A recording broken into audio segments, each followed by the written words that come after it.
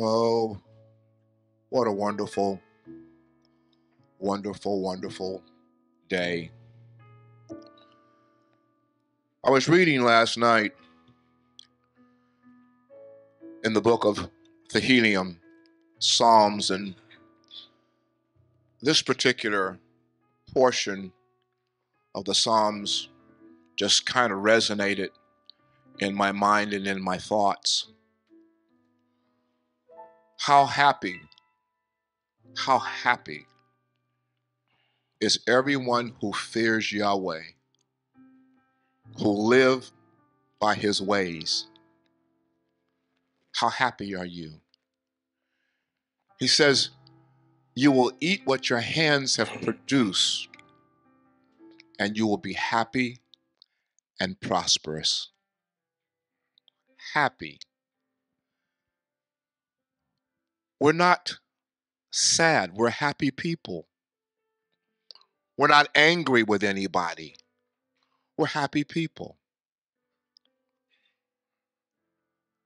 And thinking about the events that are taking place in our world, the rattling of the bones, the awakening of melanated people to beginning to realize who they are, and seeing the multitude of individuals that are trying to represent the Most High El. We're happy. I look at them and they don't look happy. They look angry. And I thought about it. I said, when the nation of Israel goes out to confront his enemies, the Most High precedes him. It goes before them. And when the Most High goes before them, if they go according to text, instead of marching out like, I'm sorry, they look like thugs to me.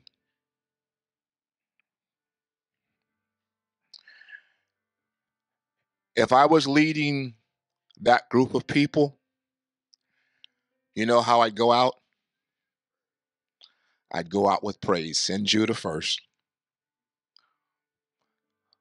We'd be marching down the street singing praise and lifting up the name of Yahweh.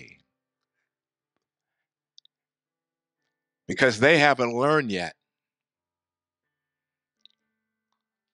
that if you don't go with the Spirit of the Most High, you're going in your own mind and your own flesh. And it falls back into the text. And every man's doing that which is right in his own heart. There's a way to go to battle.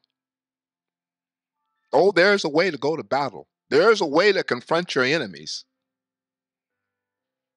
But it's not with hostility. You confront them with the Ruach, the Spirit of the Most High.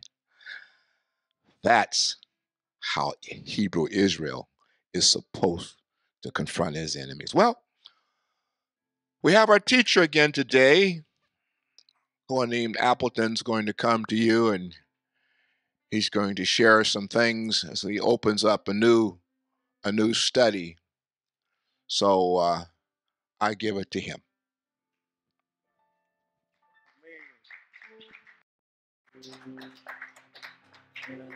Amen, amen, amen. You got me in the house. All right. So we all know what I'm going to say next, right? We all know what I'm going to say next. So I'm just getting you ready for it. All right. So when I ask it, you're going to act like you want to be here. You're going to act like you know that today is the Shabbat. that the Most High called for this day. So to all my Hebraic brethren and sisters, Shabbat Shalom. Ah, there we are. So Hebrew Israel, the empire is accounted for. We're in the house, right? All right. Is Yahweh here? All right. That was kind of, uh-oh. We're going to check on that. All right. The Most High is here. And again, I wouldn't be remiss if I didn't go ahead and make sure that I understood that everybody knows that we could be missing some people here. Who could we be missing? Ah, those people we're missing. All of our enemies that want to come against Yahweh and his kingdom. We say Shabbat Shalom to you today. Again, I wouldn't be fair if I didn't acknowledge Ambassador Kevin Holman and his beautiful worship that we had today. Amen. Amen.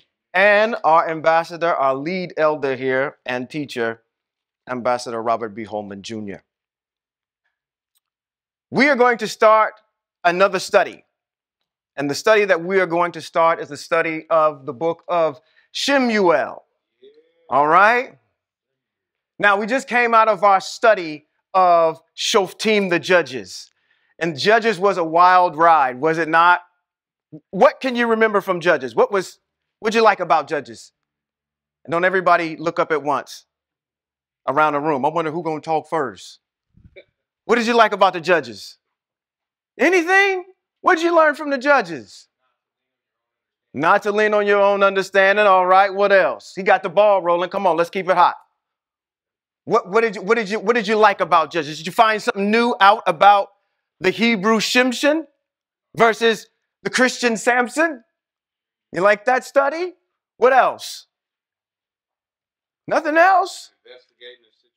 Investigate a situation. That's right. There's a proverb that your head teacher is going to run across that talks about that says, when you are presented with something, get a second opinion about what you are hearing. There's a proverb about that. Anybody else? Strategic planning. I got a bottle of water back there. Somebody get one for me? Thank you. Strategic planning. What else? Say that louder one more time. Intelligence. Intelligence. Well, unfortunately, as we progress forward, we're not going to see too much more of that. We continue to sink down further and further and further to the point in the book of Shemuel, we are going to see them lose the Ark of the Covenant. They actually lost it. How does one do that? I mean, you can't approach the thing. But these individuals were able to actually lose it. Thank you, sir. Thank you. Oh, let's start at the top. If you were in seminary, because people like to call it the cemetery. If you were in the seminary, you would actually be learning about a book called the Septuagint.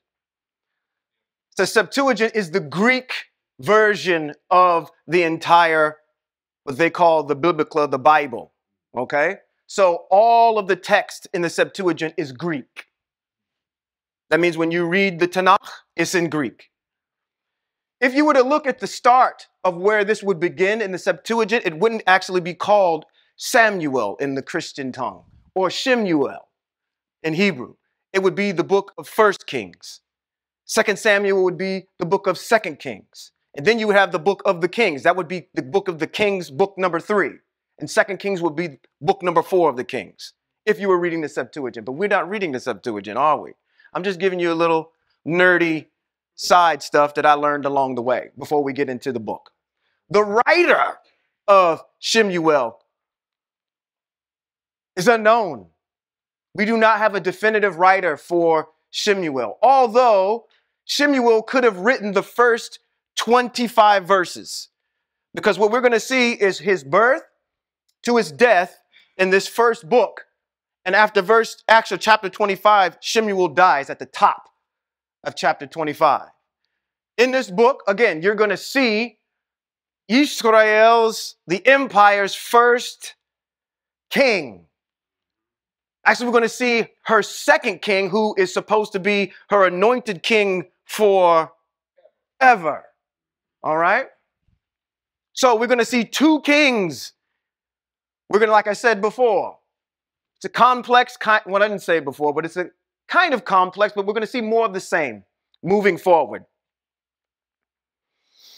The book upon which it's titled is our ancestor Shemuel. Now, I want to give you Shemuel's pedigree before we start. So, before we even get into that, actually, I'll do it afterwards. Let's talk about Shemuel's pedigree, just so you know who you're dealing with when we go through this series. There is a prophet that I know our lead instructor has never read this prophet, so this is going to be something where it's going to be enlightening. He hasn't read the prophet called Jeremiah, laughing in the back. He's not a novice. He's not an intermediary. He is an expert on the book of Jeremiah. And in the book of Jeremiah, in the 15th chapter, in the first verse, it talks about Shemuel and what the Most High thinks of Shemuel. So let's talk about his pedigree. What does it say? It says, then Yahweh said to me, this is the prophet Jeremiah. Yahweh is talking to Jeremiah. He says, even if Moshe and Shemuel were standing in front of me, my heart would not turn towards this people. Drive them out of my sight. Get them out of here. And when they ask you where they should go, tell them that this is what Yahweh says. You see what kind of pedigree? He's being named in the same instance as Moshe. His pedigree says that, hey, listen, even if Moshe was in front of me, even if Shemuel was in front of me, okay? I know we got some sports fans in here, and you would arguably say, if I asked you who are the two top greatest players in the NBA or the NFL, you'd have your opinion of who that is. This is what this is saying, is that if you think in your mind, all you sports people, I'm not going to even ask who it is, but in your mind, two top, let's do NFL players of all time. You got it in your mind? Matter of fact, I'm going to call on somebody. What is your two top NFL? I know you're a football player. Your two top NFL guys right now. Tom Brady and Peyton Manning. What about you? Zay, come on. Barry Sanders and Randy Moss. Okay? So that was to say that Barry Sanders and Randy Moss was on the sorriest team. They couldn't help them win at all. Even if I had Moshe and Shemuel with me right now, I still wouldn't. Get these people out of my sight. That's the pedigree that we're talking about when we get into the book of Shemuel. He is a righteous man. A very righteous man. All right. There's some things that we're going to reveal along the way, but I'm going to jump right into it because I'm going to move with the Most High on this one. Let's begin at the beginning. It is my honor to introduce to you your Hebraic ancestor, Shemuel. Because I already know that you're too familiar with the Christian Samuel. Let you meet your ancestor. Okay? And his name is Shemuel. Let us begin. Verse 1. Chapter 1. First Shemuel. There was a man from Ratatayim Sophim in the hills of Ephraim, whose name was Elkanah. Elkanah means Yah has created. That's what Elkanah means. That's what his name means. The son of Yeracham, Yeracham, the son of Elihu, the son of Tohu, son of Suf, from Ephrat. Now, he had 2 wives. There's that issue of 2 wives coming up again. One was named Hannah, and the other was named Peninnah. Peninnah had children, but Hannah had no children. Now, before I progress on to verse 3, I want to give you a little bit of backstory about where he's from. It's always going to be referred to moving forward as Ramah, from here moving forward. Ratatayim Sophim is, or matter of fact, is in the hills of Ephraim. So we have Ephraimites living here. First question we should be asking ourselves is the pedigree of this man. It gives us who he's descended from. All right? Now, let's talk about his descendancy. What is he? See, I used to think reading the books of like Chronicles were boring. And reading the books, they'd put you to sleep in a heartbeat. Books like what? Bad Midbar that numbers all these people, but it's there for a reason. Because if I was to ask you, what tribe is this man from? What would it tell you? That's why we have the book of Chronicles. Because it tells you, it gives you a descendancy of what this man is. Because it just tells you that he's living in the hills of Ephrat or Ephraim. Okay? But it doesn't tell you what his pedigree is. We didn't know who our ancestors are, do we not? Okay, so our first reference here, in order to pick this apart and dissect it, we need to go to 1 Chronicles chapter 6, verses 7 through 13. And what you're going to see here is that he is a descendant of Kahat. Can anybody remember who Kahat is from? What tribe? Kahat is from the tribe of Levi. Levi had 3 sons, Kahat, Merari, and Gershom.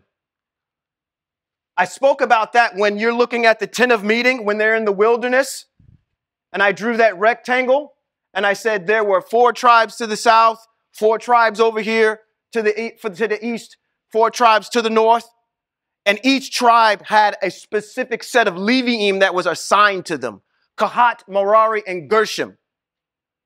Okay? We're talking about somebody who's a Levite from the tribe of Levi. We need to know that moving forward in order to understand what's getting ready to happen. Okay? So, what it shows you here in Chronicles, and I won't read all of these names, but I'm giving you the reference here because it says in 1 Chronicles chapter 6, verse 7 through 13, and actually, it says actually in 12, it says his son Eliav, the son of Yeracham, the son of Elkanah. That's the same guy that we're talking about here in first verse, or at least second verse of 1 Shemuel. So we know he's a Levite. Let's go back to Shemuel, verse 3. This man went up from his city every year to worship and sacrifice to Yahweh Savaot in Shiloh.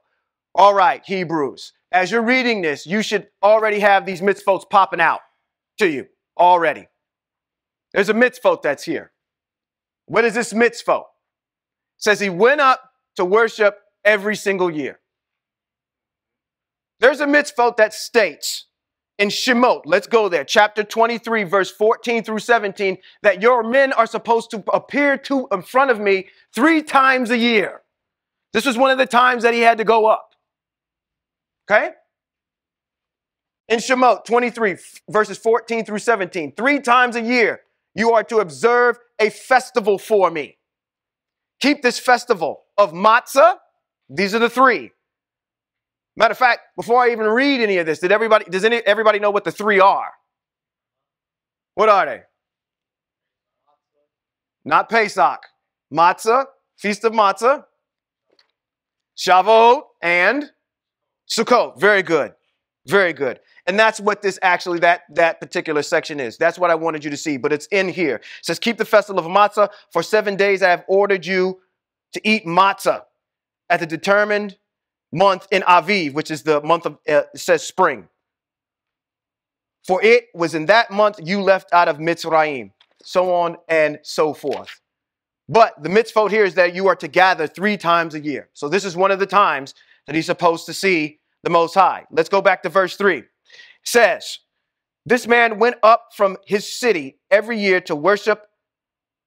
To what? To worship. Right? No, let's not move off of that. To do what? Every year to worship. That word starts with a W, right? Worship. Right? Worship. So part of what we do as Hebrews is we worship. All right. In this chapter today, we're going to see what worship looks like. Okay? Thus far, all the way as we've progressed from the inception of the world in Bereshit, all the way through the end of Ruth, well, where we are now, because the Ruth is the book prior to this, we've never really seen or had anybody do, maybe our head teacher has, and forgive me if I don't remember, but how Hebrews are to worship. Do you know how to worship as a Hebrew? Or is your first inclination to think about what you used to do when you was at the old church? Oh my goodness. So Hebrews worship, and there's a definition for it. So, okay, so if I could, and without breaking my back, I would do that crip walk, dance, praise break, whatever that is, whatever we call this. What is this? What is this? I don't even know how to do it. Is that worshiping? Is that worship? Okay. Call it a praise break. Foaming at the mouth.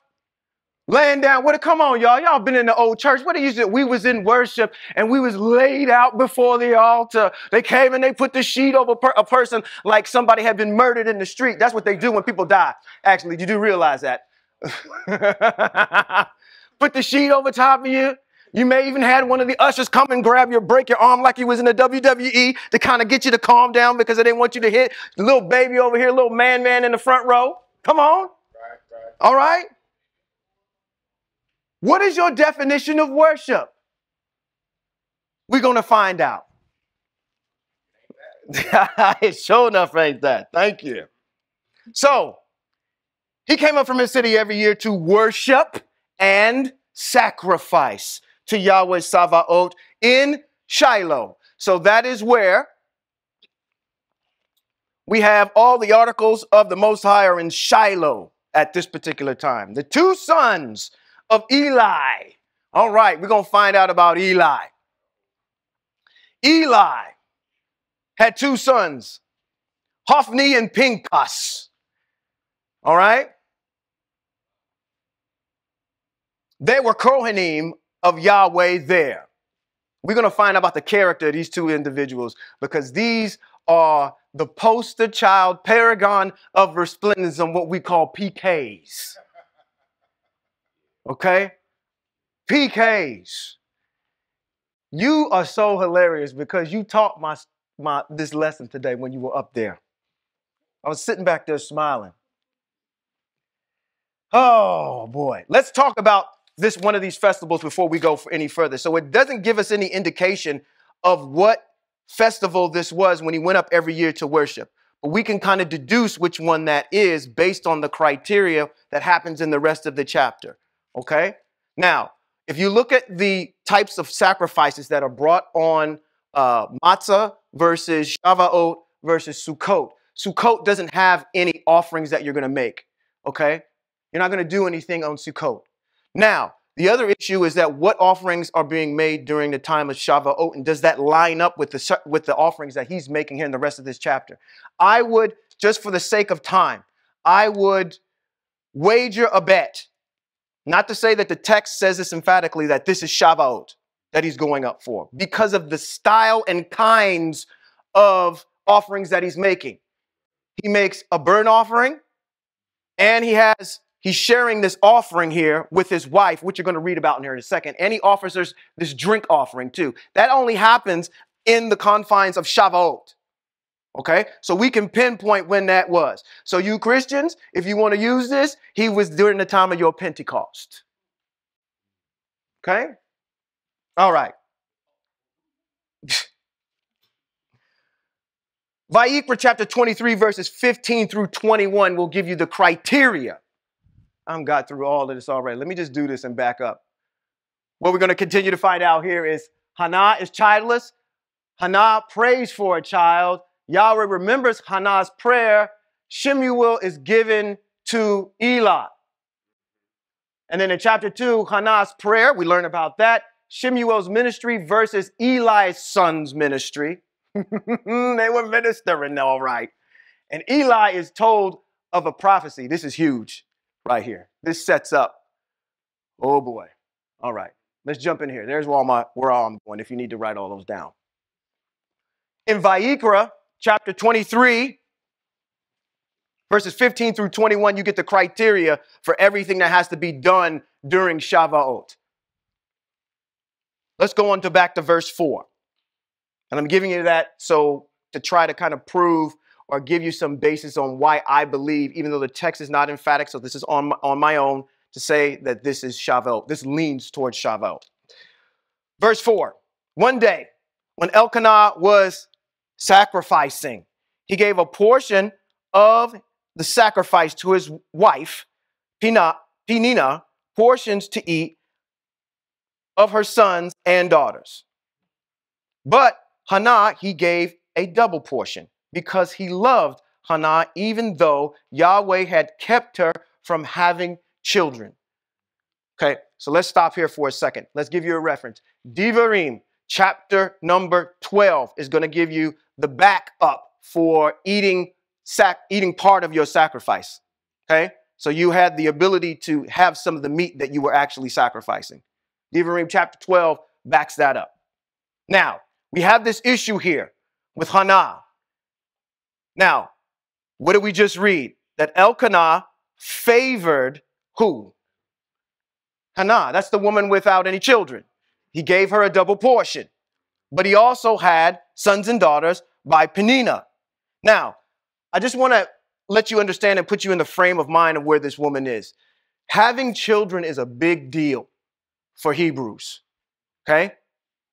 She goes on to say that because she can't have any children, it's a humiliation.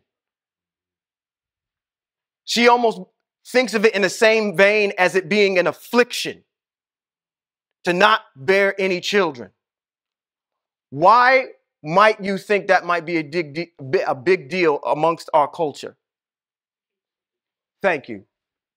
Thank you. It's to keep the lineage going. All right? So it doesn't end. All right? Part of that reason. So, she's got an issue. Her womb has been closed. But who's it been closed by? It says because he loved Hannah, even though who? Yahweh had kept her from having children. Her rival taunted her and made her feel bad because Yahweh had kept her from having children. So not only does she have to deal with the weight of not being able to have any children, but then her sister wife in the house, Penina, is tormenting her about it. Look at all the kids I have. You're worthless to him. Okay? So this is the mind frame that she's in. She's being abused at home about her particular situation. Think about years and years of this, how this would psychologically put you in a mind state. Okay? 7. He did the same every year. And each time he went up to the house of Yahweh, she taunted her so much that she would cry and not eat. Her husband, Elkanah, said to her, Hannah, why are you crying? And why aren't you eating? Why be so sad? Why? Because when we are eating at these festivals, we are festive, right? It's a festival. Why be so sad? Am I not better to you than 10 sons? Now, who are these people? These are Hebrews, and what tribe are they from? They're from the tribe of Levi, from a descendancy of Kohat. Okay? So, Hannah got up after they had finished eating and drinking. There you go. Eating and drinking.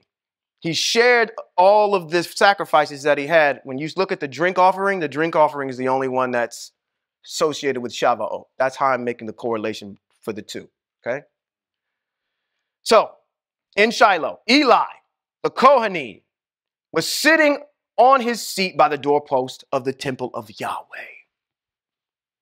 Now, while I like Eli, I think he has, oh man, let me just wait until I get there. Now, let's stick a pin in that. Verse 10, in deep depression, she prayed to Yahweh and cried. Then she took a vow. Bing, bing, bing, bing, bing, mitzvot. Okay?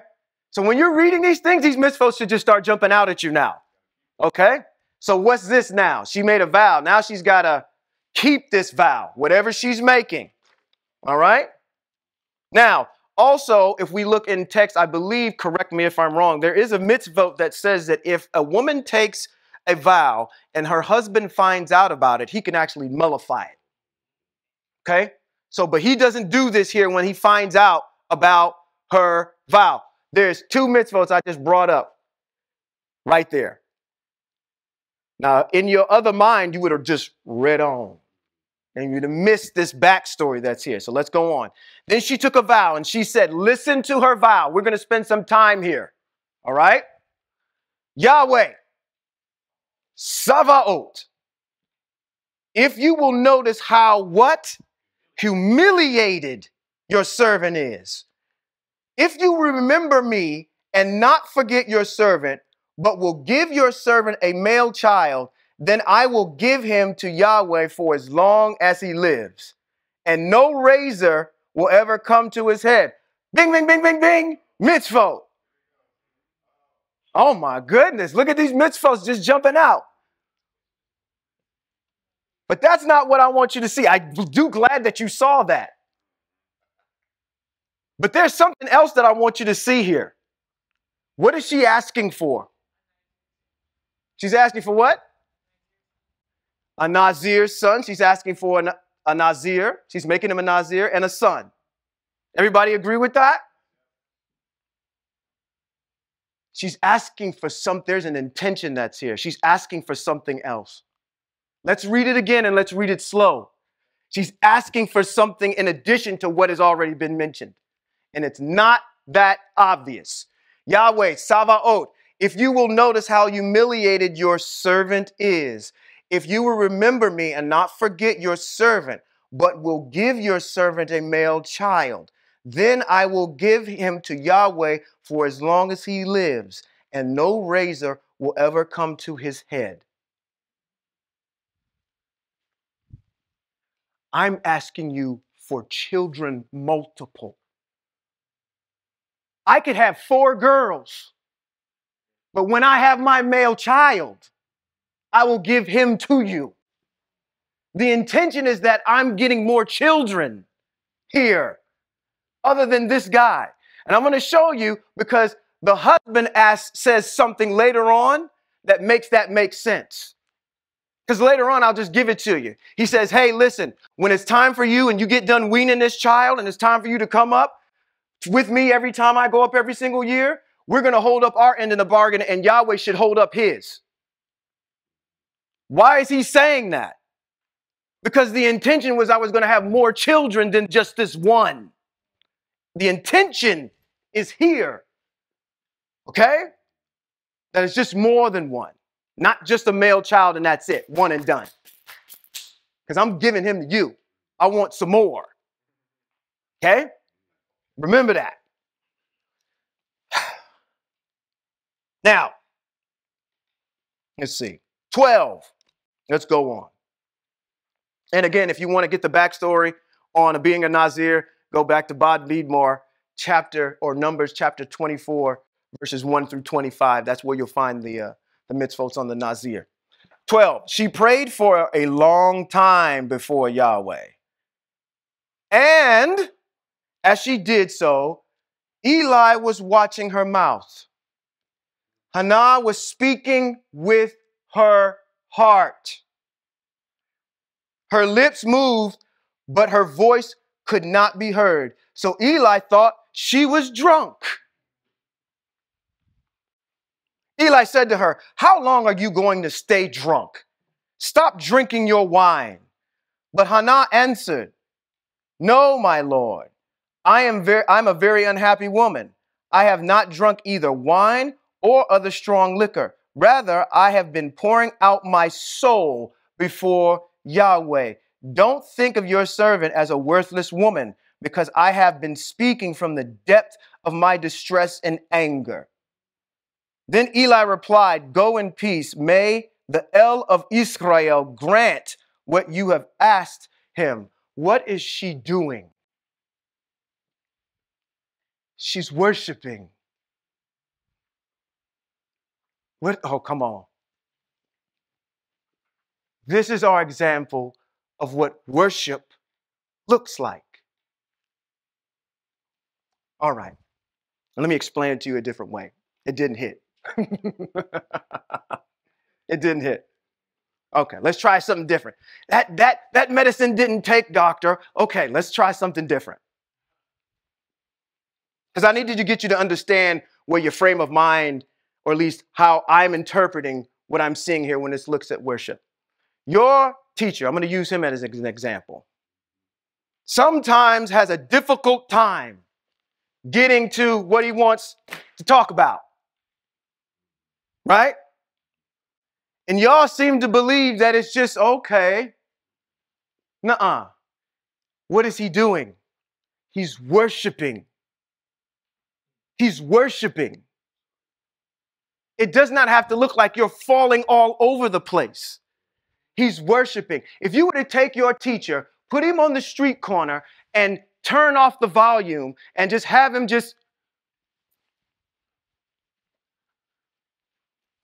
his mannerisms would look like, you say, that's a drunk man. That's what she's doing. She's mouthing, but nothing's coming out. She's in the midst of worshiping the Most High. Let me give you a definition of worship, okay? Worship is this. It is the inner and outward expression of your adoration towards the Most High that transcends your situation. One more time. Worship is the inward and outward expression of adoration for Yahweh that transcends your situation. That's why the songwriter writes, in the atmosphere of worship. The songwriter didn't say because you're sad. The songwriter didn't say when you're happy. It says what? In the atmosphere of worship. What is she doing? You could easily sit there and say, okay, she's distressed because of the fact that she doesn't have any kids. But what does she do? She calls upon the fact that Yahweh, when I make a vow, I'm invoking the commandment. I know who you are. I'm in worship. I know what you can do for me because I'm using the mitzvot that you have to honor. I don't have to guess when I'm in worship anymore, whether or not the Most High is going to do what he's going to do, because he's going to honor his word. That's why you have to have these mitzvot on you. So when you call upon the Most High and you start to begin to think about and meditate on your adoration for the Most High, you enter into worship. It has nothing to do with your situation at all. She said, I know that the Most High will honor his word. And in honoring his word, turn my voice off. And what do I look like? What am I doing? What am I doing? I'm in a mode of worship. because I'm giving you adoration for the Most High. I go outside and I see the sun beaming down on my face. You see, I'm giving you an example. The rays of the sun hit me. I feel its warmth. I feel good. I'm in the present. I'm in the now. And I know that that sun is there because in your word, you said you put it there. What am I doing? Worshiping. Has nothing to do with my situation. Has everything to do with your adoration for the Most High. When we sit over here and try to invoke worship through music, to get you in a place where you're pliable enough to think about what the Most High has done, pulled all of you out from where we were and put us here. Music is a way to make to grind up the soil. That's one mode of worship. Oratory is a way of worship. Or even in your home, in your closet, by yourself, you can begin to worship and think about the Most High. Okay? Don't let individuals dictate to you how it's supposed to be. Every time if we continue to, even in worship and praise and prayer, which to me, prayer ain't nothing but another extension of worship. It's just an extension of it. What am I doing? I'm giving adoration to the Most High. That's what prayer is too. You can put that in there. So think of it that way. I can be in my car and just pontificate about the Most High and meditate on the Most High.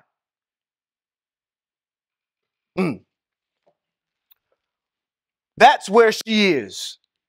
Don't care about my situation. I know this is what it is. Remember your servant. But remember me, and I will honor my vow as you honor yours.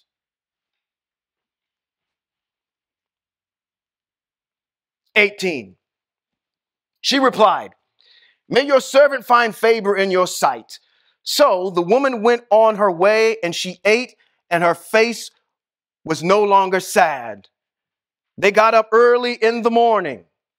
There's another indication that this could be one of two different festivals. If it was Sukkot, they'd be staying where they were. Okay? Matzah, you could probably do this, and so you could do this on Shavuot too. Leave the very next day after the convocation. They got up early in the morning and worshipped. There that word is again. They gave what? An inward and outward expression of adoration for the Most High that transcends your situation.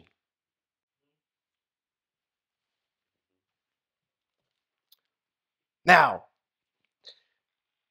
Elkanah had sexual relations with Hannah, his wife, and Yahweh remembered her. She conceived and in due time gave birth to a son whose name was Shemuel. And it simply means because I asked Yahweh for him. Mitzvot. Bing, bing, bing, bing, bing, bing, bing, bing, bing. She had a child. That means that what? Child, 8 days later, we got to get him circumcised. We got a time period where I can't come back until I'm done with my time period of uncleanliness. 2 mitzvot just pop right up. Okay? Oh, let's keep going. It's good. I was going to say this too. Notice this. You see this when it says right here? It says, whose name was Shemuel. But in our tongue, it says, because I asked Yahweh for him. Shemuel is all that condensed into one word. Look how efficient Hebrew is versus the language that we speak. So, 21, the husband, Elkanah, went up with all his household to offer the yearly sacrifice to Yahweh and to fulfill his vows. See, these mitzvahs can continue to keep coming up.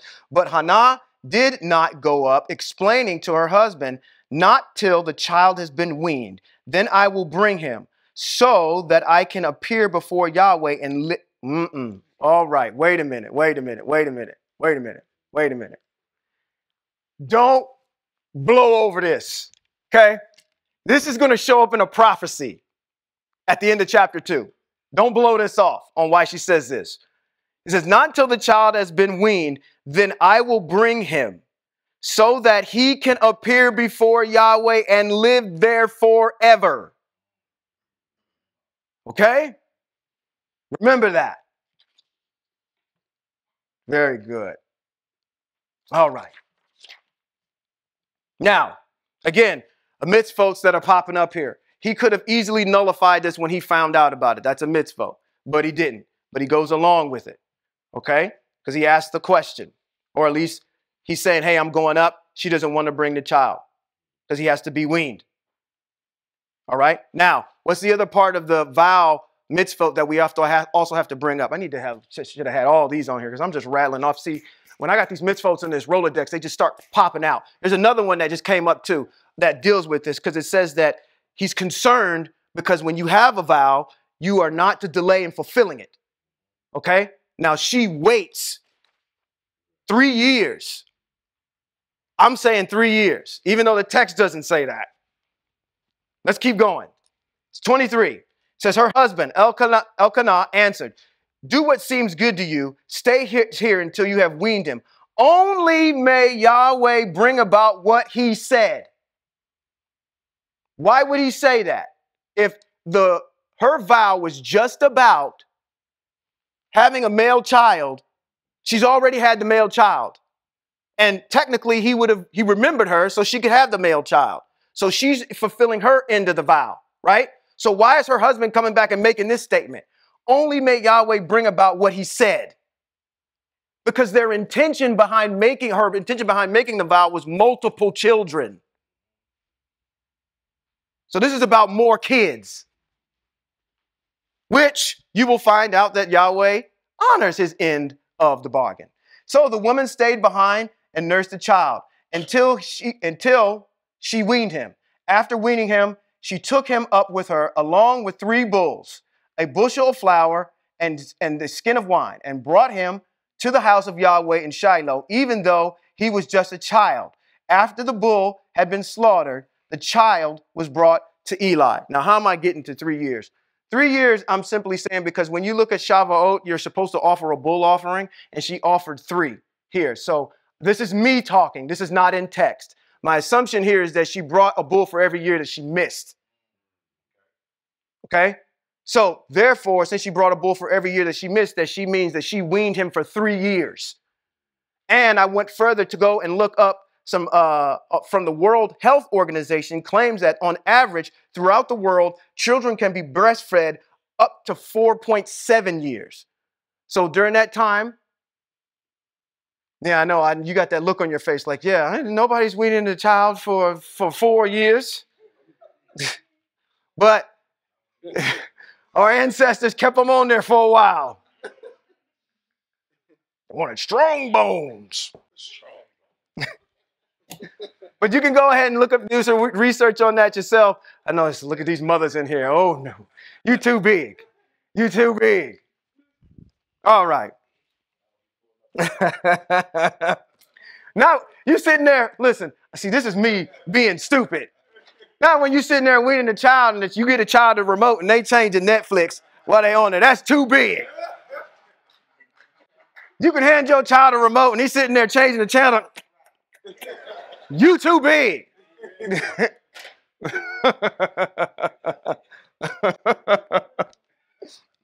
So, verse 26, and she replied, my Lord, as sure as you live, my Lord, I am the woman who stood here near you praying to Yahweh. I prayed for this child, and Yahweh has granted the request I asked him.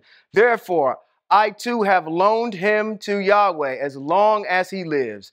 He is on loan to Yahweh. So I'm looking back here at my teacher, and I got to do this right now. I apologize to you. We had a discussion about this, and I asserted that Shemuel wasn't a Levi, and that is completely wrong. He is a Levite because he comes from the tribe of Kohat. I was using him as an example for something to justify my position about this guy back in Judges, to say, okay, this dude in Judges was from the tribe of Yehuda. He claimed to be a Levi. That was the one that went in there, and I said, okay, he was the priest of this guy's house, and then the tribe of Dan shows up and they say, you can be the head preacher at our church over here in Houston, Texas, and it's a mega church, and he gets up and shows up there, and they say, who told you that? That guy. So they said that he was a Levite, but he was from the tribe of Yehuda. So even during those times, I challenged that because all the Leviim and priests come out of the tribe of Levi, okay? So at any rate, I was establishing that in here, it didn't say what his lineage was, but now I know what it is, and it's okay that he's giving this child to the head priest because it's assigned to the Leviim. There's another bing, bing, bing, mitzvah, that the Leviim are supposed to be assigned to the Kohanim. And the Kohanim that he was assigned to was Eli. All right.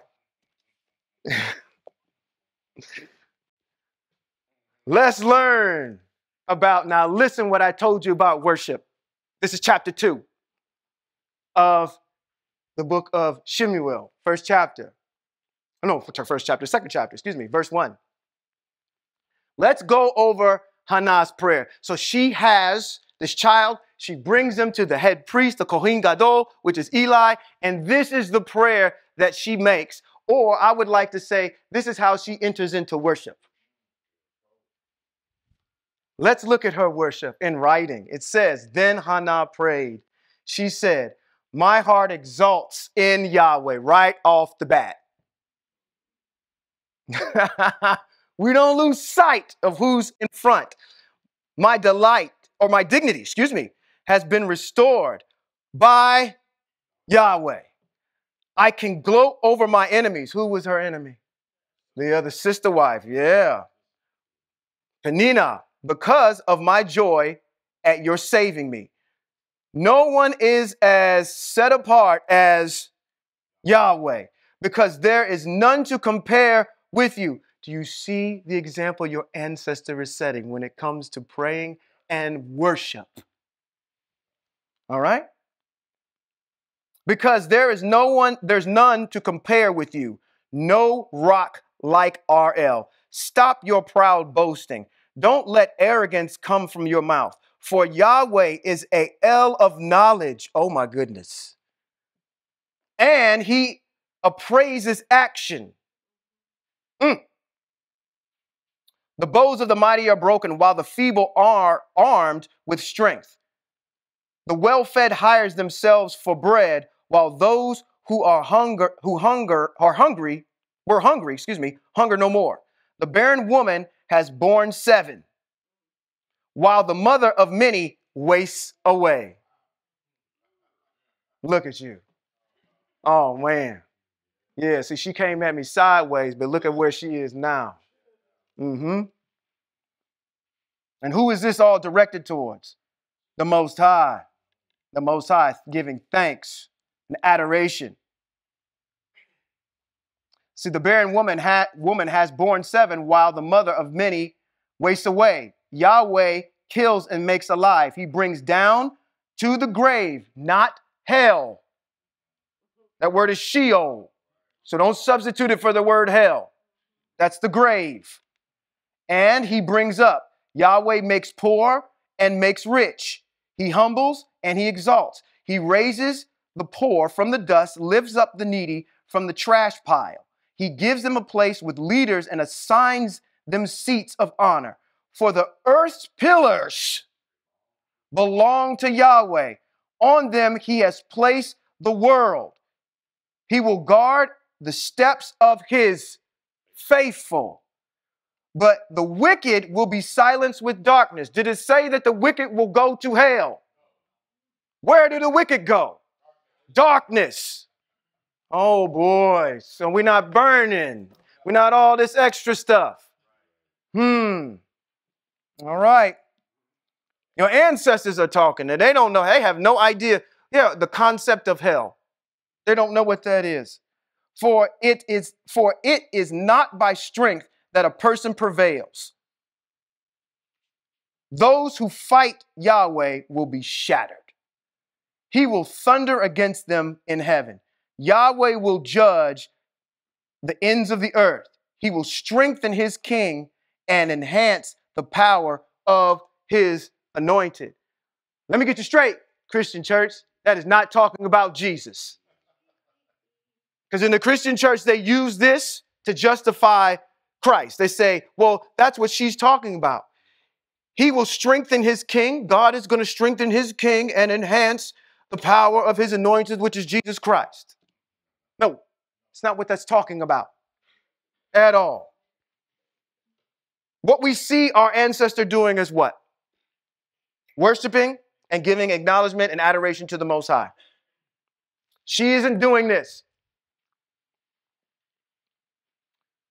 God, I just want you to deliver me from this PG&E bill. Take away my smut bill and all of these principalities of the world. Make my co-workers' tires pop on the way to work. Give me double R in the parking lot. That's Rolls Royce. Double R in the parking lot. Yahweh is not Santa Claus, where you can just continue to keep asking and asking and asking for stuff. And you show no fruit in your walk about honoring any of the things that the Most High has asked you to do. Why would I honor anything you're asking me to do? You haven't done a word or a thing that I've asked you to. You don't follow my mitzvot, and you think they're gutter trash. They're a dumpster fire. That they're weak and ineffective and that they've been done away with. We're going to see later on what the man of Yah says about that. Let's get to it. So we're on verse 11 in chapter 2. Elkanah went home to Ramah. What did I say? That was, they're going to abbreviate that every single time. We know the full name of where he lives, but he goes back home to Ramah. While the child began ministering to Yahweh under the direction of who? Eli, who was the Kohanim Hagadol. Okay, so he's getting laced by the head guy. Now, Eli's sons were scoundrels who had no regard for Yahweh. Now, Eli has sons, so that means that they are Kohanim. Okay? This gets down to an issue that not all,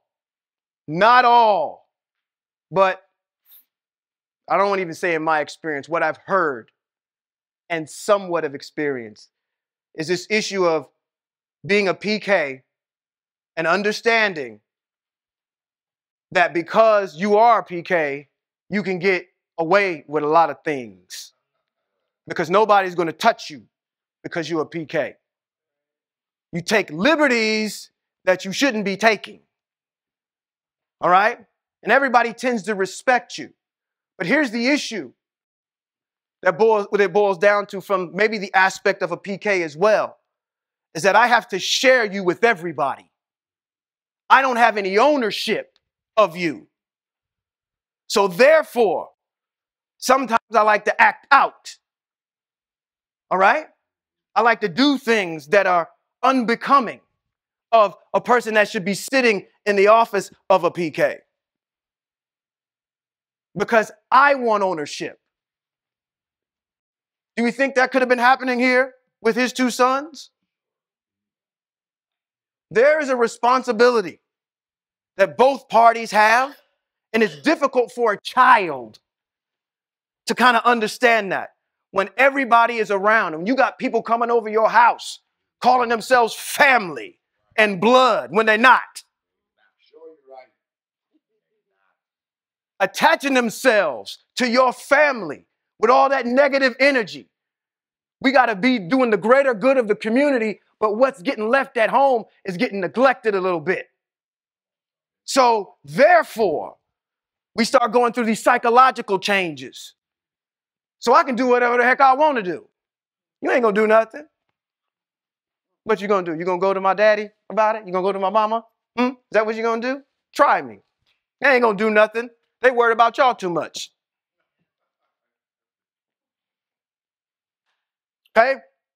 So we got two individuals that are acting out. They said they were scoundrels and had no regard for Yahweh, but they are in a position of power. That is dangerous. The rule of the Kohanim, the rule these Kohanim followed in dealing with the people was that when anyone offered a sacrifice, already you should be in mitzvot mode. When anybody offered a sacrifice, the Kohanim servant would come while the meat was stewing with a three-pronged fork in his hand. He would stick it in the pan, kettle, cauldron, or pot, and the Kohanim would take for himself whatever the fork brought up. This is how they dealt with the people of Israel who came to Shiloh. Now, what is the first thing you should be looking up right here? It's, okay, what is the protocol for when we're making these sacrifices, and can they or can they not do this? We already got the impression that this is something negative already, that they're out of compliance with the mitzvot. And I'm going to give you an example of one as we get a little bit further. 15, the Kohen servant would actually come before. He's even giving you the scenario on why it's wrong. It says the Kohanim servant would actually come before the fat had been burned to smoke and say to the man who was sacrificing, give the Kohen meat he can roast, because he doesn't want the meat stewed but raw. Anybody who knows how to smoke meat will give you a reason why you want to. Okay, we're going to get into that in a second. I'm getting ahead of myself because I know some choice folks that like to barbecue up in here, and they probably do this same thing. And I just found out about this just as of recent, as I'm doing this study. It says, if the man answered, first, let the fat burn to smoke. He's enacting the mitzvot. Says, then take as much as you want. He would say, no, give it to me now, or I'll take it by force. This is the Kohanim servant saying this to the guy. All right? So the sin of these young men was very serious in Yahweh's view because they treated the offerings that they are supposed to be in charge of as an intercessor in working in the tent of meeting that Yahweh gave his ancestry. They've taken it with contempt and with no regard. Let's take an example. Look at an example of what I'm talking about. Vayikra chapter 4, verse 27 through 31. Let's take a look at how, just an example, how these sacrifices, the protocol was supposed to happen. Now, this is for an individual who has committed inadvertent sin. Not premeditated, but inadvertent. It says, if an individual among the people commits sin inadvertently, doing something against any of his mitzvot of El concerning the things which should not be done, he is guilty. If the sin he committed becomes known to him, he is to bring his offering of a female goat. We use that all the time. That's in a book called In the Defense of Messiah. I think you put it in there. How in the world are you going to offer a male for a sin offering? Females are offered for a sin offering. And that's for all of y'all that think, okay, Christ came and he died for your sins, your sins. And first of all, it only can be for, this is for inadvertent. This is not premeditated. Okay? Going on. It says, female goat without defect, sin is he's committed. Lay the hand on the head of the sin offering and slaughter the sin offering in the place of the burnt offering. Here's your criteria. Here's your protocol. The Kohanim is to take some of his blood with his finger and put it on the horns of the altar of the burnt offering. Did that happen? No. I'll say all the remaining blood he is to pour at the base of the altar. Did that happen? No. Okay. All the fat he is to remove as the fat is removed from the sacrifice for the peace offerings. And the Kohen is to make it go up and smoke on the altar as a fragrant aroma for El. Did that happen?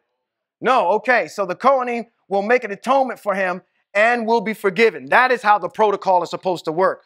What your homeboys was doing was they was going and getting the choice meat out the pot and not removing the fat and not letting it go up in smoke, because I believe of their own selfish, because we can do whatever we want to do.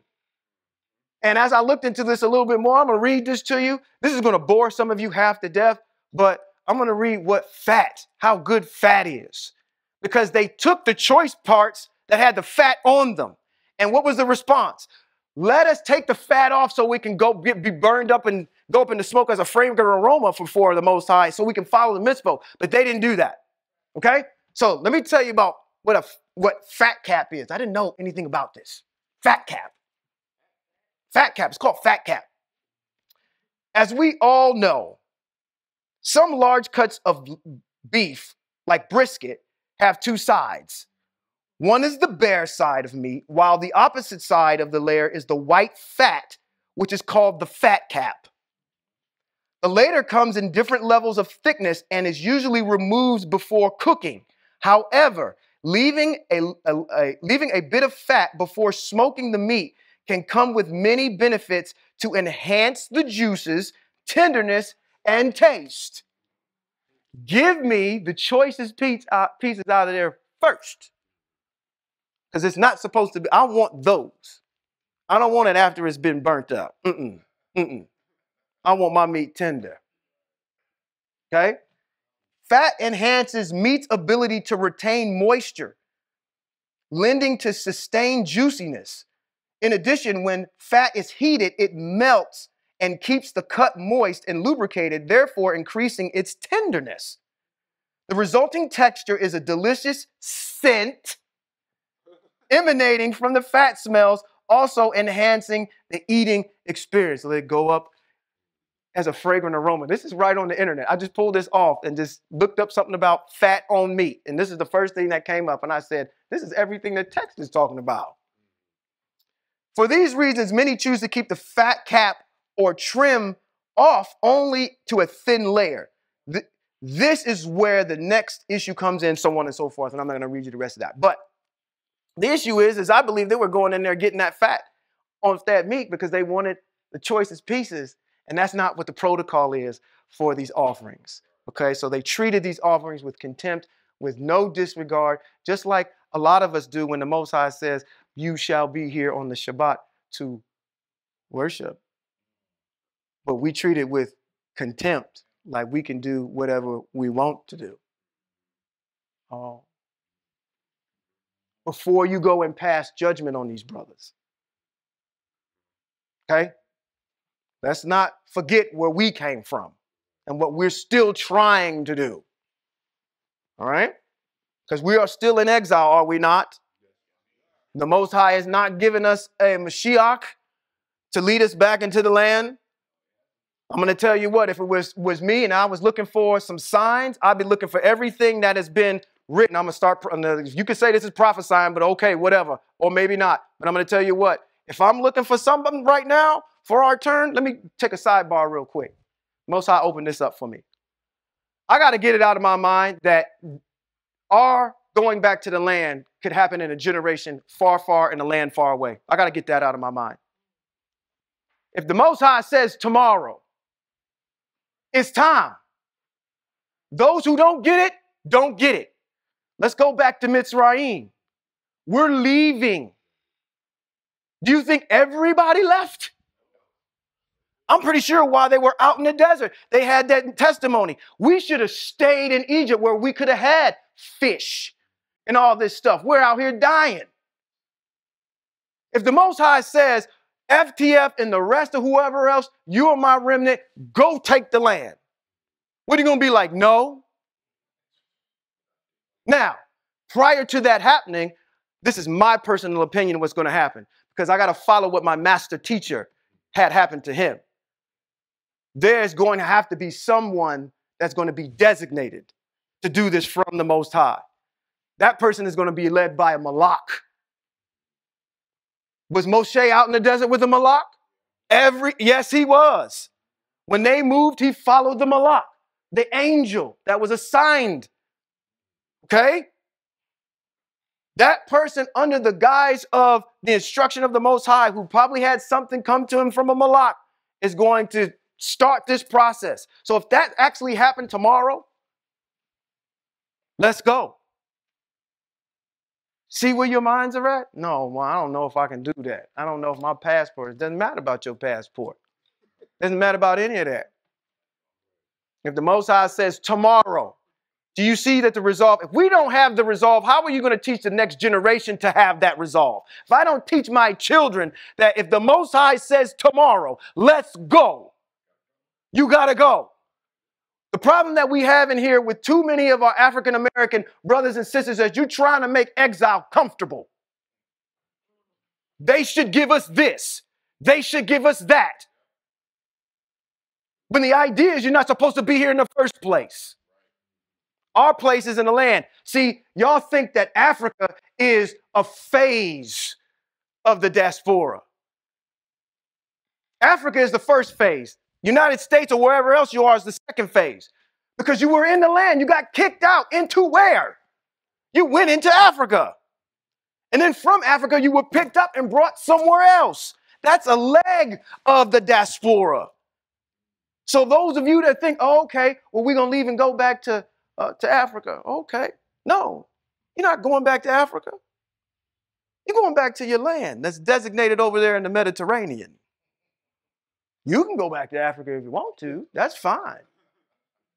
They've already set that land up for you. And then the Most High, whatever is barren, will bring it back. But if you won't have a resolve to leave, then what makes you think that the generation coming after you, if they're not going to be ready to leave because you're not? Let's just make things comfortable. He shouldn't have to apologize. He shouldn't have to pay $500,000. He shouldn't have to do this. He shouldn't have to do that. Why? Because it's not fair. It's not supposed to be. Change the way you think. It's never going to be fair because you're not supposed to be here. So if you keep going around thinking that, oh, look at what happened, you're going to stay stuck here because you're not teaching the generation and yourself. It's time to go. Remember what the goal is. We shouldn't lose sight of it. I got off on a rabbit trail. I don't know where I left off at, but I got off on somewhere. Verse 18. Let's get down to this and get on because we only got a couple more verses to get. But Shemuel ministered in the presence of Yahweh wearing a linen ritual vest. See Shemot chapter 28, verse 4. It tells you about the articles that the Leviim and the Kohanim are supposed to wear, just so you have references. Again, bing, bing, bing, bing, bing, mitzvot. Even though he was only a child, each year the mother would make him a little coat and bring it when she came up with her husband to offer an annual sacrifice. Eli would bless Elkanah.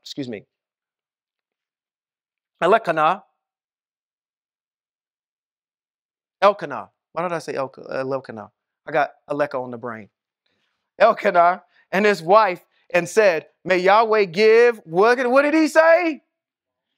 Give you children from this woman because the boy you have loaned to Yahweh. There's the third confirmation that the intention was that we're supposed to have more kids. Eli's now confirming it. Says when they would go home. So Yahweh did. He kept up his end of the bargain. What did he give her? He said, so Yahweh took notice of Hannah, and she conceived and bore 3 more sons and 2 daughters. Meanwhile, the boy Shemuel grew. And I had a little note down here, a little sidebar where I said physically and in the wisdom of Yahweh. In the presence of Yahweh, he grew. Verse 22, when Eli was very old, he heard about everything his sons were doing to Israel and that they were having sex with the women doing service at the door of the tent of meeting. I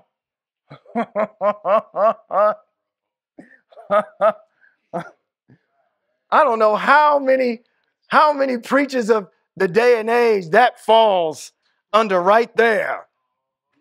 Taking liberties with the people because of your position.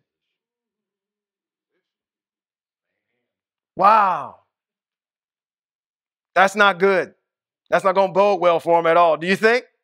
Now, the women that were at the gate or at the tent of meeting that were helping, this is the second time we see this. The first time we see this is in the desert. Okay? These types of women. They had Leviim that helped the Kohanim, and then you had these women that I believe were kind of the receptionists. So think about it. Everybody's coming in there, they got their own issues. And so what do? Anytime you go to a doctor's office or anywhere that go through some type of triage, you go through a receptionist who says, what's your issue? Go over here. I believe that's what these women were. It doesn't say that in text. I'm standing on my own on this one, okay? Just so you have some proper context and reference. But based on what I'm seeing here, I believe that's what they were doing. It shows up in Shemot chapter 38, verse 3. See, let's get that real quick. So Shemot chapter 38, verse 3, where it says, just real quick, it says, he made a basin bronze with its base of bronze from the mirrors of the women serving at the entrance to the tent of meeting. Okay? So we've always had this issue of a reception, if you will, a receptionist style type ingestion and triage as the people are coming forward. And then here, going back to Shemuel chapter 2, verse 22, it says, when Eli was very old, he heard everything about his sons and what they were doing to all Israel, and that they were having coitus with the women during doing service at the door of the tent of meeting. Okay?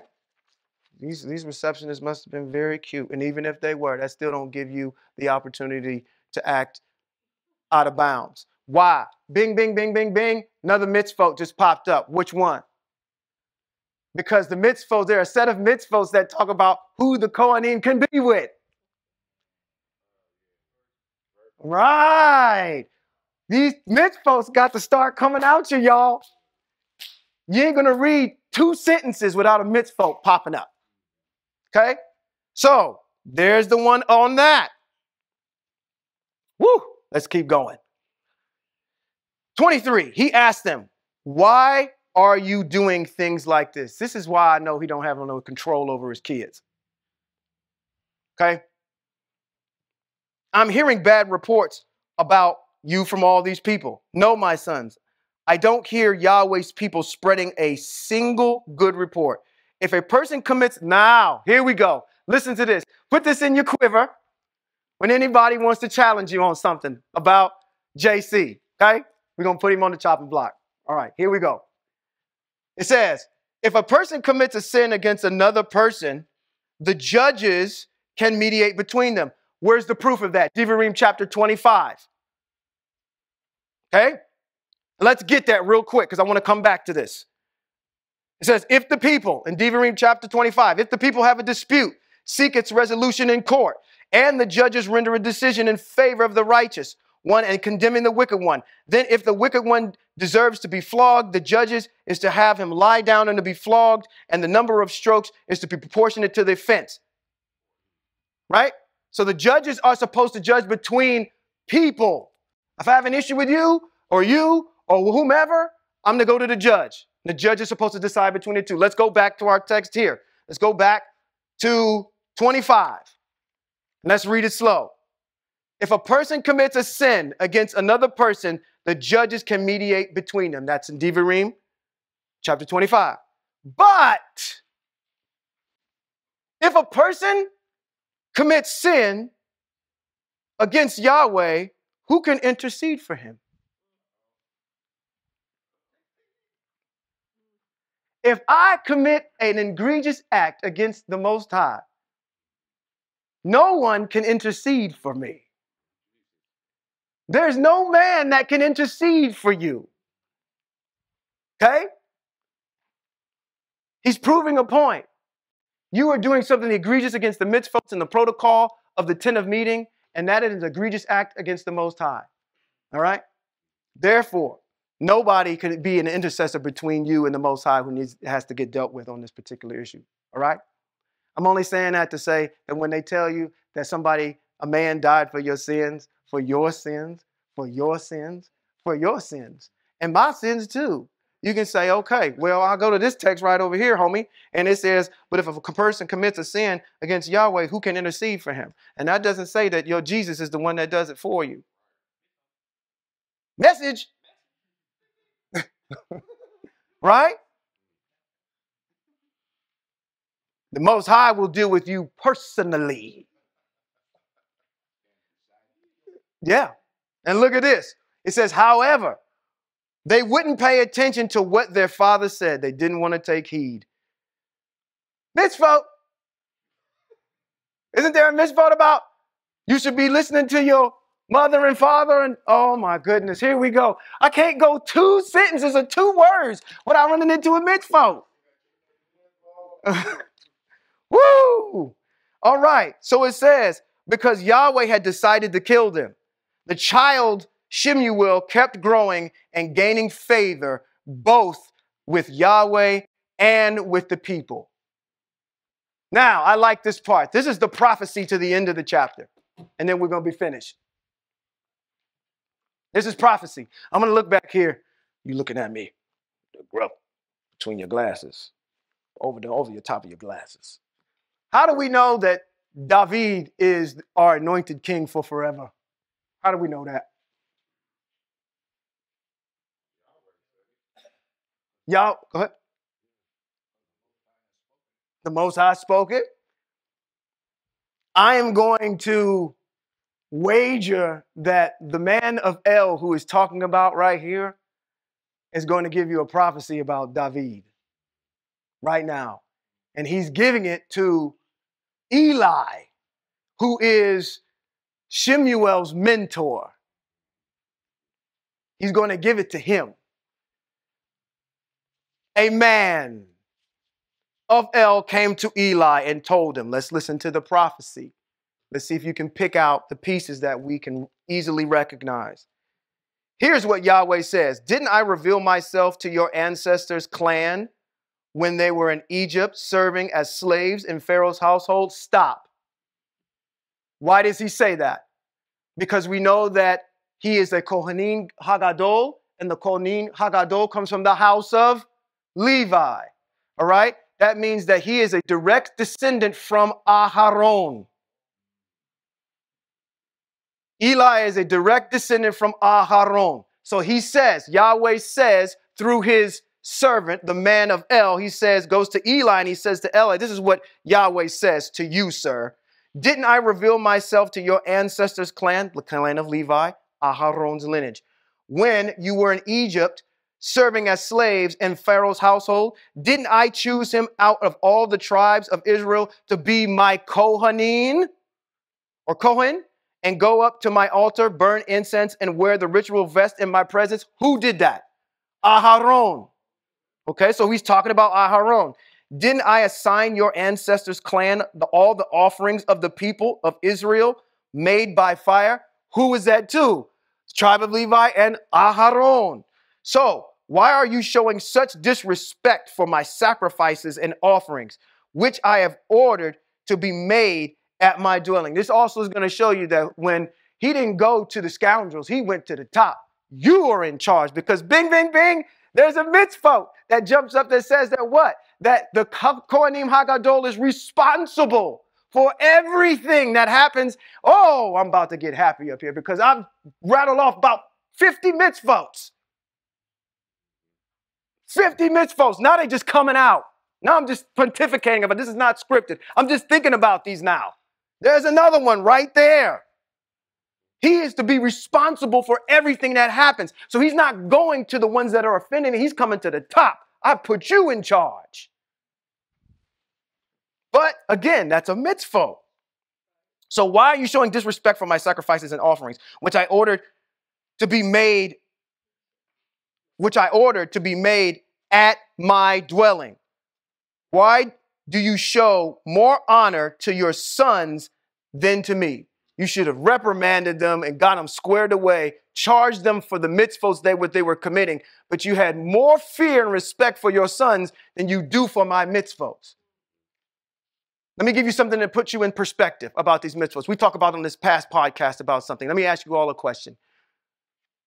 Can the Most High, and you all know the answer to this, can the Most High do anything?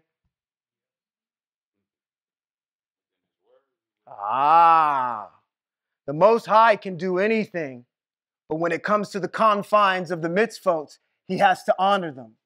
So the Most High is bound by the same things you are bound by. Meaning, if I make a vow, he has to honor his end.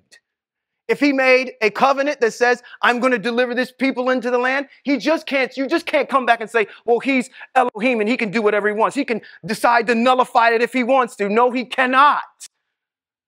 Do you see how important the mitzvot are? That your Elohim has to work within the confines of them just like you do. And you treat them with contempt, like they're nothing.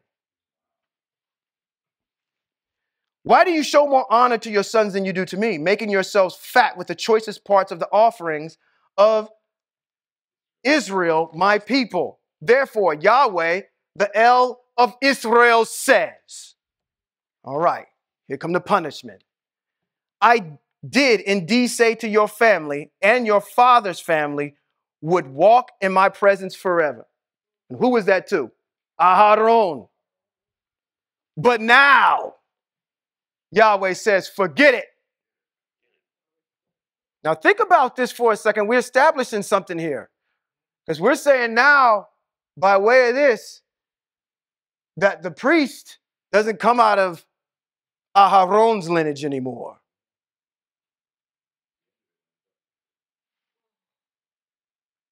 That means that he can act, once he's gone, Shemuel can act in the office of the Kohen HaGadol because he's a Levite. He's not from the ancestry of Aharon. There's two different things that are going on here. He now can become the Kohanim HaGadol. Something's being nullified here by the Most High saying, nope, I'm not going to do that no more with you guys. Let's see why. Forget it. I respect those who respect me, but those who despise me will meet with contempt.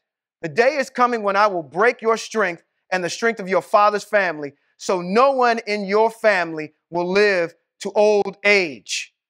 Remember this. At the time when Israel was prospering, here we go. At the time when Israel is prospering, you will see a rival in my dwelling. What is that talking about? No. A rival in my dwelling. Brother, you came to me last week and you said what to me? Not last week, but after I got done talking last time. You said what? Was it ever the Most High's intention to have a king? No. The intention was that we always stay as a theocracy instead of going to a monarchy. But we do have mitzvos that says if you do want a monarchy, these are the mitzvos that you're supposed to abide by. But the intent at the beginning was never for it to be that. It was supposed to be a theocracy where the Most High is king. What is he talking about? He's saying here, he says, at the time when Israel's prospering, you will see a rival, you'll see a king. And never anyone in your family will live to old age. Still, I won't cut off every one of your men from my altar. Who is he talking about? Shemuel. Because that would make your eyes grow dim and you would waste away. Nevertheless, all your descendants will die young. You're going to see that come up in chapter number 4. I'm going to give my thunder away already. I can't do that. I got to wait till chapter 4 comes up. But you will see the prophecy of this come to fruition in chapter 4. Verse 34. Your sign that this will occur will be what happens to your sons, Hophni and Phinehas. They will both die on the same day. I will raise up for myself a faithful Kohanim. I just got rid of this Arianic issue with it coming from your lineage. Now I'm going to raise up a Kohanim. I already mentioned when I opened up in Jeremiah, chapter 15, verse 1, he says, even if Moshe and Shemuel were standing here in front of me, I'm going to raise up the goat when it comes to Kohanim Hagadols. All right? The sign of this will occur what happens to your sons Hophni and Phinehas. They will both die on the same day. 35. I will raise up for myself a faithful Kohanim who will do what I want and what I intended. I will make his family faithful and he will serve in the presence of the anointed one forever. What did his mama prophesy over him earlier in the chapter? She says, what? I'm going to take him up to to the Kohanim Hagadol Eli, and there he will be a Kohanim and be there forever. All right? Everyone left in your family will come. Matter of fact, let's go back. I missed something because we see King David right here too. You see him right here. And I skipped right over it. You see what it says, I will raise up for myself a faithful Kohanim who will do what I want and what I intend. I will make his family faithful. Let's slow down. And he will serve in the presence of my anointed one forever. There's King David right there. So what are we going to see in Shemuel as we progress? We're going to see our first king, King Shaul. He's going to go to the dumpster bin. All right. And then we're going to see underneath, while that's all happening and he's messing up, we're going to see King David come in. And then also Shemuel is going to be there at the same time. So you've got the two goats. You've got the anointed one for forever as a king, and then you've got the Kohanim goat at the same time, which is Shemuel. This is all being prophesied here in the second chapter. To Eli. So this is our indication. If you ever had any other reservations about David and Shemuel's pedigree. And or JC. Yeah, because now what you're doing is you're taking this and you're putting this in context.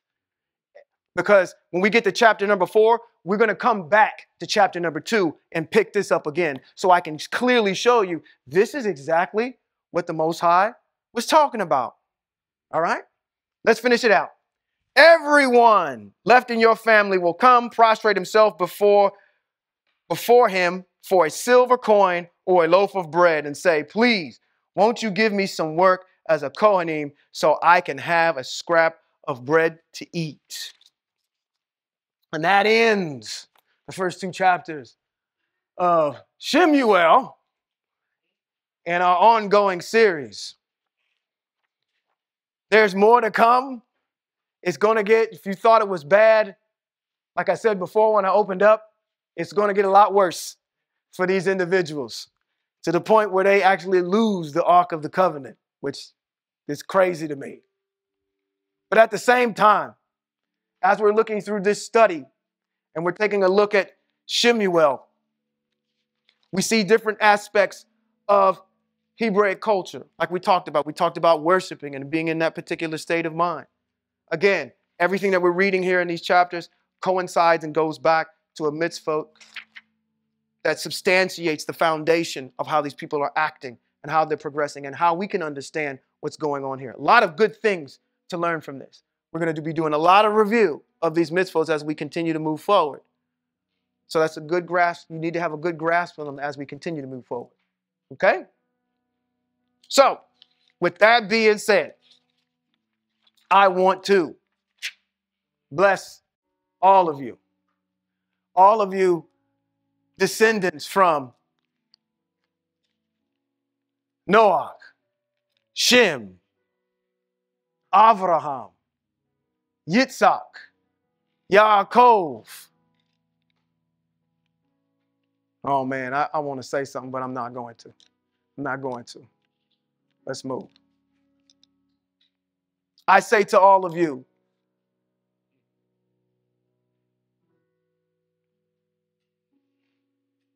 I exalt the Most High in this place. I ask that we all would keep the Most High in front of us, understand what his mitzvot are, and understand that we are to be at the ready as citizens and civil servants within the confines of the empire of Israel. The Most High has given us his rules and his statutes and everything that we all need to be prosperous in exile and in the land, if we would only just accept them. The Most High is exalted, worthy of worship. It is the least that we can do, even if we don't have an ability to understand everything that's going on in text. We can look back to Bereshit chapter 1 and look at all of the things that the Most High has made and understand by our faith, not based on hope, but our faith. innumerable examples that the Most High has done what he's going to do, done what he's done, and do what he's going to continue to do for us. I thank the Most High for who he is, for the power that he's given this house to have to be able to affect individuals outside of this house, that we would all turn back.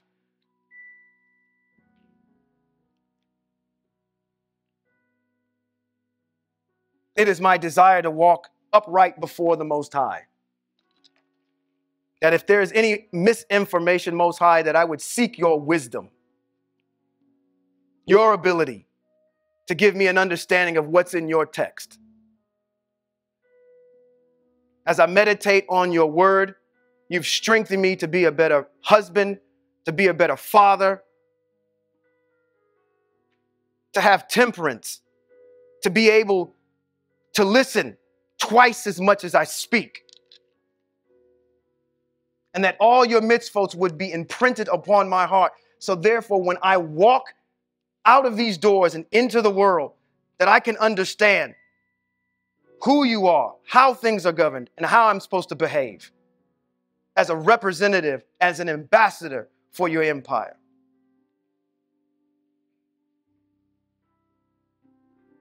There's nothing wrong with worshiping. Nothing wrong with it. I'm not in my comfort zone right now. I'm worshiping before you. I don't care about who's out there who may be looking or listening. I'm worshiping, understanding that you are the highest power that I know. I'm not asking for anything that you haven't ordained for me to have. What I desire to have is what you've written through our ancestors in Proverbs chapter 4, verse 7, which it says to get wisdom, to first seek it, that I would go strong, mighty in your mitzvot, that I would be able to wield them as a weapon, not to hurt anyone, but to be able to be so proficient with it that the word that comes out of my mouth would cut through any type of evil that may present itself against your people. I can only speak for myself. And I give you adoration and honor for the things that you've done. My life has been a complete, masterful work of things that have just continued to keep opening up. I set you in this place so you could see X. I set you over here so you could see B. Now all these things are coming together, and now you understand what text is all about. There's no reason, there's no understanding that I have. There's a reason why you met your wife on the day that you met her. There's a reason why she had the background that she had. There's a reason why you came over to Reno. There's a reason why you decided to go to this particular man's church where I put you, and the things have changed, and I've been able to work with you the whole entire time to get you to this point where you can see these mitzvot.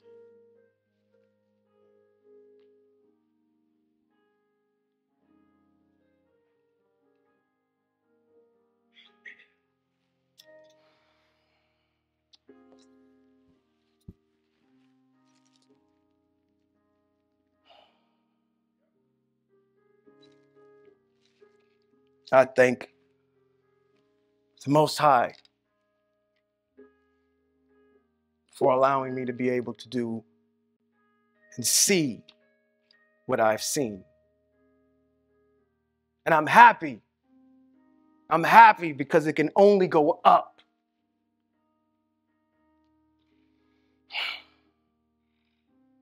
I worship you and I thank you. You are the most exalted. Eye asher eye.